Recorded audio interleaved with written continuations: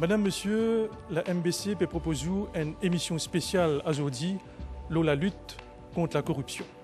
Ici, dans l'hôtel intercontinental dans Balaklava, Maurice Piabrit a une grande conférence régionale Commonwealth Secretariat sur la lutte contre la corruption depuis les 13 jusqu'à les 17 mai.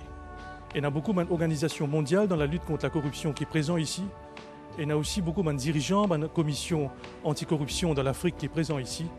Donc, au cours de l'émission-là, nous pouvons écouter cette personnalité-là et que nous pouvons aussi faire un constat de la lutte contre la corruption dans l'Afrique et aussi dans Maurice. Tout le pays de l'Afrique qui est dans le Commonwealth finit invité pour participer dans sa conférence régionale-là, qui a comme thème « Fighting Corruption without fear or favor ». Commonwealth Secretariat fait porte ce choix au Maurice pour sa grand rayon-là. Dr. Yuan Wasike, qui est un haut responsable Commonwealth Secretariat, fait dire que le modèle mauricien dans la lutte contre la corruption il y a une référence pour la région. C'est pour ça que Commonwealth décide pour regrouper tout ce pays d'Afrique là dans Maurice pour améliorer le combat contre la corruption dans la région. The Commonwealth Secretariat established the Anti-Corruption Network for Africa, and what we have done is we are bringing, this is the third year, we are bringing all the heads of anti-corruption agencies in Africa, 19 of them, to Mauritius. And the objective of this conference specifically is to showcase the innovative strategies that countries have been using to combat corruption. That's one. The second is to build a solidarity for members in this network, the anti-corruption network. The third is we want to share information and the challenges that countries face in implementing the network. And the Commonwealth has chosen a small state to organize a major regional conference for the whole of Africa. And the question is automatic. Why the choice of Mauritius for this conference? Yes, it would seem automatic, but Mauritius has played a very big role even in the organization of the anti-corruption network. Mauritius is a country, one of the countries in Africa, even though it's a small state, that has made tremendous strides in combating corruption. And if you look at the Transparency International Index, Mauritius in Africa, in the region, is always in the top 3. So we have a lot to learn from Mauritius in terms of what they have done and how far they have gone in combating corruption. They have taken, like most countries, a 3-pronged approach. And if we look at what they have done in education, in trying to instill values, it's not only about rules and regulations, is maintaining and instilling these values. And they have implemented a very good education program. In addition to that, the public sector program that they are running in setting up this business forum where the businesses all come together and decide how they are going to tackle corruption, I think it's exceptional and it's a point which we cannot miss. And so we hope that from this conference the participants will draw on some of these innovative strategies that Mauritius is in the lead and be able to go back home and see how they can implement it. La corruption, c'est une grosse industrie dans le monde, selon la Banque mondiale qui estime valer un pot de vin à l'échelle mondiale à environ 1000 milliards de dollars par an. La Banque mondiale finit retenir la définition suivante pour la corruption. Quelqu'un qui utilise sa position de responsable d'un service public à ce bénéfice personnel. Un instrument juridique pour lutter contre la corruption au plan mondial, c'est Convention Nations Unies sur la corruption. Plus que 140 pays signataires sa convention-là, incluant Maurice. Un haut représentant United Nations Office on Drugs and Crime, Madame Strobel Shaw, aussi présent dans la conférence. Et Cléfine souligne les 5 domaines de sa convention anticorruption des Nations Unies-là, notamment prévention, incrimination, coopération internationale, recouvrement ban avoir et assistance technique, l'échange d'informations. Strobel Shaw fin dire aussi que ce bureau mène en ce moment une étude sur la lutte contre la corruption dans Maurice et que le rapport pour publier d'ici fin 2013. The United Nations has come up with a convention against corruption. Can you give us some Some details about this convention. Indeed. Yes, the convention was adopted by the General Assembly in 2003 and entered into force in December 2005. It is a comprehensive framework looking at the issue of corruption from all aspects. It has substantive chapters on prevention, criminalization and law enforcement, international cooperation, and a very innovative chapter on asset recovery, which was regarded as the biggest breakthrough at the time of the negotiations. And now your office is coming with a peer review mechanism. Can you give us some details? That is correct. Countries felt that in order to make the convention really relevant, it should be reviewed, and it decided on a peer review mechanism by which two countries are reviewing how another country is implementing the convention. The process started in 2010, and we are now starting soon the 4th year.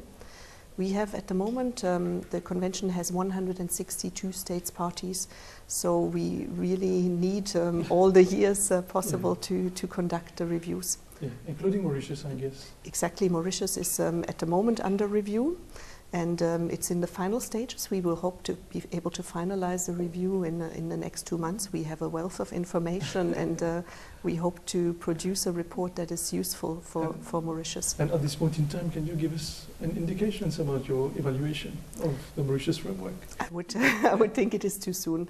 We're also bound by confidentiality and during the process, so you will have to be patient for another 2 months. Un lot expert Nations Unies dans la lutte contre corruption, Themistil, fin cause l'oban indice de perception de la corruption qui des fois pas refléter la réalité selon lui. It does, however, give a broad brush. And I mean, the problem with any of these indices is how they're actually used, is understanding that they are broad. I mean, for instance, if you're perception, it depends whose perception.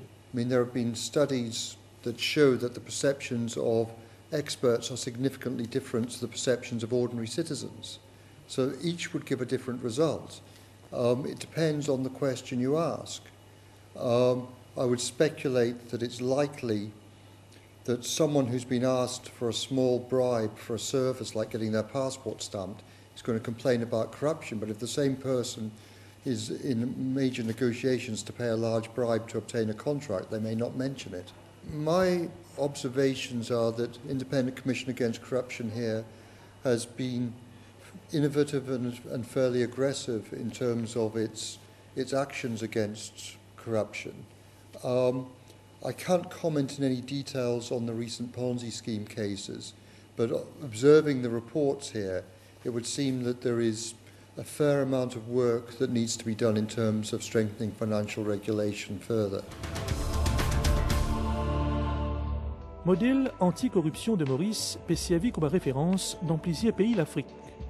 C'est pour sa raison que beaucoup de pays de la région marquent cette présence dans sa conférence-là, surtout pour consolider cette collaboration avec ICAC, Independent Commission Against Corruption de Maurice. Parmi les participants, il y a Justice Rizin Mzikamanda de Malawi Supreme Court of Appeal qui dirige le Bureau anticorruption de Malawi. Il y a aussi Paulus Noah, qui est responsable de la Commission anticorruption de Namibie. Tous les deux finissent dire que ce pays peut prendre l'exemple Maurice pour combattre la corruption. In most countries in Africa, corruption has been criminalized, and it is the law, and it is the duty of the judiciary to interpret the laws under our various constitutions, and so they must properly interpret the laws. But we should know also that corruption is kind of a new phenomenon which requires special skills and special understanding. I was impressed by the way the ICA, the way it operates. We went through a journey. They took us through a journey yesterday of what ICA has done so far, and the presentations that were made about the role that the institution is playing in fighting corruption in Mauritius is quite impressive, and I thought that we have many lessons to learn from them. You underline the collaboration between counterparts. And what is your relationship with ICAC Mauritius? You see, we have come a long way with ICAC. 2006, when the Anti-Corruption Commission of Namibia became operational, I came here to Mauritius because Mauritius in 2006 hosted the Southern African Forum Against Corruption, of which Namibia is a member, and Mauritius, through ICAC, is also a member. And since then, I've been learning a lot from ICAC. Mind you, ICAC is modeled on the Hong Kong Commission. And when we started realizing how effective ICAC has been, we also decided to adopt a three-pronged approach, which is investigation, public education, and corruption prevention. We adopted this, and we have been meeting with the head of ICAC, Mr. Uyoda, on many occasions where we exchange views and ideas. Not long ago, it was in 2011, Mr. Uyoda came also to Namibia when I hosted the same SAFAC, which was hosted here in 2006. And then we were exchanging views, And then last year, I was happy to hear that ICAC was going to host this third Commonwealth Conference of Heads of Anti-Corruption Agencies. Because this one gives me an opportunity again to come here to Mauritius and learn from my counterparts. It makes the world very small, and it makes our work very simple. Because when you are confronted with a certain problem these days, you know where to go and get some advice or solution to your problem. Or when you want certain information, it becomes easier for you to conduct your counterpart informally and get information that you want. So the work has become so simple as a result of these interactions. Africa is growing economically on one side, and on the other side, the perception about corruption is not so good for the African continent. According to you, what should be done to erase this wrong perception of Africa from the corruption angle? Yeah, oh yes. Yeah, I agree with you that the perception is higher, that there is a lot of corruption in Africa. But I must also assure you that sometimes perceptions are just perceptions. They are not based on some factual information. We have tried even to personally contact the Transparency International for them to give us information as to what we needed to do so that we can do more than what perhaps our people are expecting from us. But they will tell you that no, these are mere perceptions. Yes, we do not really need to take this perception for granted. We need to do something. But what I think we needed to do is to sensitize our people to understand that in the fight against corruption, it's not only the institution that is mandated by law, but all stakeholders. They must actively participate in the prevention of corruption. Because the most important thing in fighting corruption is when you prevent it. Don't let something happen and then you come in with investigations so on after the economic damage has already been caused. Prevention is better than cure. Yes, investment is prevention because prevention is better than cure. Pour qu'on consolide davantage la lutte contre corruption dans Maurice, ICAC peut collaborer aussi avec l'Amérique. Ambassadrice des États-Unis dans Maurice, Shari Villarosa, dans une déclaration exclusive pour Corporate Movie ICAC, vient préciser que ce pays peut donner l'assistance pour renforcer capacité investigation ICAC, si tout dans le domaine investigation financière. The United States is very proud of its long history of working with ICAC. We think that the work of ICAC is very important. We signed an MOU in 2007 in order to provide technical assistance in the area of financial investigations, training prosecutors and investigators, and the various best practices. Most recently, ICAC had requested more training in the area of cyber accounting and with help to establish a forensics lab that included the cyber capability. ICAC, Independent Commission Against Corruption de Maurice, fait passe à ce vitesse de croisière, selon ce directeur général Anil Kumar Ajuda. Monsieur Ajuda, tout d'abord, c'est une conférence d'envergure qui peut tenir à Maurice Comment on peut accueillir cette conférence en tant que directeur général de l'ICAC? Non, d'ailleurs, comment nous trouver, hein, c'est nous appelions envergure, mais en même temps, nous appelions important aussi. Et ça a montré que l'île Maurice est à l'honneur. Ce n'est pas donné à tout le monde. Quand nous appelle dans la corruption, c'est quelque chose qui, en même temps, si on a envie de déplacer là, c'est en même temps pour venir apprendre de nos bonnes structures, pour apprendre de nos bonnes implémentations, pour apprendre de nos bonnes stratégies. Et plusieurs intervenants dans l'émission viennent souligner la façon que Maurice peut dire avec la lutte contre la corruption. Je vais servir Maurice comme un exemple. Comment vous réagissez à sa réaction? Enfin, ça pour nous montrer, apprécier ma remarque, mais c'est moi, nous besoin d'être humble. Hein, c'est quelque chose qui nous fait en équipe, nous fait d'une façon structurée, nous mettre la tête sur les épaules surtout, et que nous fait d'après une stratégie qui vient établir, une affaire qui nous fait, un expert finit à nous faire aussi. Hein, quand nous commençons, c'est un expert qui vient mettre sur place une structure et nous finit par la suite nous fait élaborer. Et je pense que c'est quelque chose de sérieux qui nous besoin reconnaître l'avancement qu'il nous fait. C'est beaucoup de sérieux et beaucoup en même temps c'est implémenté dans la pratique. Nous besoin toujours, ce qui moi c'est bien le mot, nous besoin réingénier day in day out. Mais fait qui pas marcher, nous besoin changer. Et quand nous trouvons qu'il y a une meilleure façon de le faire, nous besoin tout de suite adapter. Et après une décennie d'existence de l'ICAC, comment on résume le bilan? Nous besoin encore une fois être franc. Hein, les choses ont commencé à débloquer, on peut dire, à partir de 2006, 2007 et dans le passé aussi. Il y a beaucoup de difficultés au début, surtout pour faire le capacity building, pour amener un staff nécessaire avec le skill nécessaire pour capable de nous donner la formation. Ça nous prend un petit peu de temps. En 2006, 2007, nous avons un bulk of cases final la cour à partir de 2008.